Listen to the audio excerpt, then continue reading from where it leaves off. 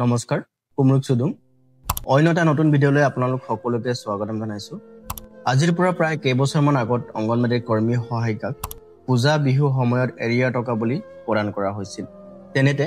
দৰমহা কম হলেও এনে ধৰণৰ কাৰ্যকলাপে অংগনবাড়ী কৰ্মী সহায়িকাক ভালদৰে কাম কৰি যাবলৈ উৎসাহ প্ৰদান কৰিছিল কিন্তু আজিৰ যুগত এইটো বন্ধ কৰি দিয়া হৈছে তাৰ উপৰিও চৰকাৰে মূল্য বৃদ্ধিৰ ওপৰত লক্ষ্য ৰাখি সঠিক মাননি বা দৰমহা বৃদ্ধি কৰি দিয়া নাই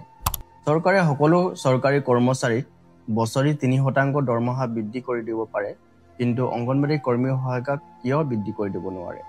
অসমত হাজাৰ হাজাৰ অংগনবাড়ী কেন্দ্ৰ আছে প্ৰতিদিনে অংগনবাড়ী কৰ্মী সহায়িকাই পাঠদান পুষ্টি চাফচিকুণ আদি কাম কৰি আহিছে ক'বলৈ গ'লে এলপি স্কুলৰ এজন শিক্ষক শিক্ষয়িত্ৰীয়ে যিমান কষ্ট কৰিবলগীয়া হয় তাতকৈ বেছি অংগনবাড়ী কৰ্মী সহায়িকাই কষ্ট কৰি আহিছে তেওঁলোকে অকল পাঠদান কৰাতে ব্যস্ত নাথাকি শিশুক পুষ্টি স্বাস্থ্য চাফচিকুণ ইত্যাদি সকলো কাম কৰি আহিছে এজন মধ্যবিত্ত মানুহৰ বাবে অংগনবাড়ী কেন্দ্ৰই হৈছে নিজৰ সন্তানৰ প্ৰথম বিদ্যালয় অংগনবাড়ী কেন্দ্ৰৰ পৰাই সৰু কণমানিহঁতৰ বিদ্যালয়ত যোৱা অভ্যাস গঢ়ি উঠে কিন্তু চৰকাৰে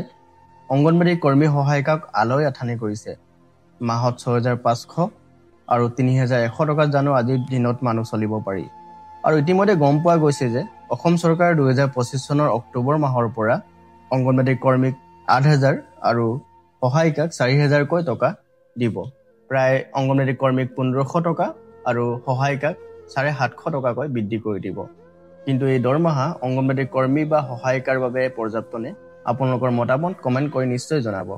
ইতিমধ্যে মাননি বৃদ্ধিক লৈ অসমৰ বহুখিনি ঠাইত ধৰ্ণা কাৰ্যসূচী অংগনবাড়ী কৰ্মী সহায়িকাই চলাই আহিছে কিন্তু চৰকাৰৰ প্ৰতিক্ৰিয়া ইমান দেখা পোৱা নাই অংগনবাড়ী কৰ্মী সহায়িকাৰ বাবে এটা সোণালী সুযোগ আহি আছে মাননি বৃদ্ধি কৰোৱাৰ নিৰ্বাচন আহি আছে আৰু চৰকাৰক এনেকুৱা সময়ত যদি দাবী কৰা হয় তেন্তে ফল পোৱাৰ সম্ভাৱনা বেছি হয় গতিকে চৰকাৰৰ ওপৰত কিছু দাবী ৰাখিব লাগে যেনে